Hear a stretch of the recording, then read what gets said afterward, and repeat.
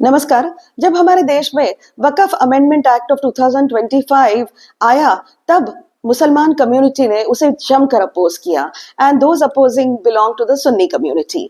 अंजुमन इस्लाम करके जो संस्था है, उन्होंने कहा कि हम गैर वक़्फ़ हैं और हम धर्मनिरपेक्ष हैं। अब यह सुनकर सुन्नी कम्युनिटी को बहुत जोर का धक्का लगा, क्योंकि अंजुमन इस्लाम बहुत बड़ी संस्था है। 100 से भी अधिक संस्थानें हैं, उनके स्कूल्स हैं, कॉलेजेस हैं, they have engineering colleges, they have orphanages and also they have many other organisations with them. अब उन्होंने यह बताया कि we have been registered under the Companies Act of 1913 and also under Bombay Public Trust Act of 1950, जबकि वक़्फ़ Act was enacted in 1994 and came into force in the year 2003। अब अंजुमन इस्लाम की शुरुआत किसने की थी?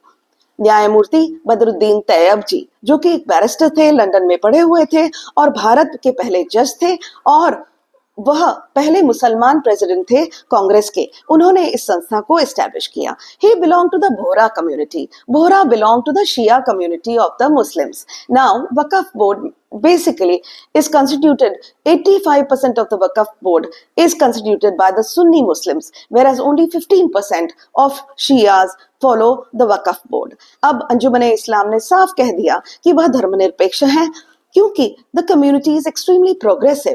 बहुत पढ़े लिखे इनके इंटेलिजेंट लोग हैं और बहुत मेहनती और व्यापारिक रूप से बहुत सक्षम कम्युनिटी है। वह नहीं चाहते थे to become a part of the Waqf board. धर्मनिरपेक्ष रहकर उन्होंने अपनी यह बात साबित कर दी। प्रधानमंत्री ने कहा है कि बोहरा कम्युनिटी के लिए और खोजा कम्युनिटी के लिए कुछ अलग से सेपरेट बोर्ड भी बनाए जाए, ताकि इनकी कम्युनिटी का जो एक अलग अंदाज है वह हमेशा कायम रहे। धन्यवाद।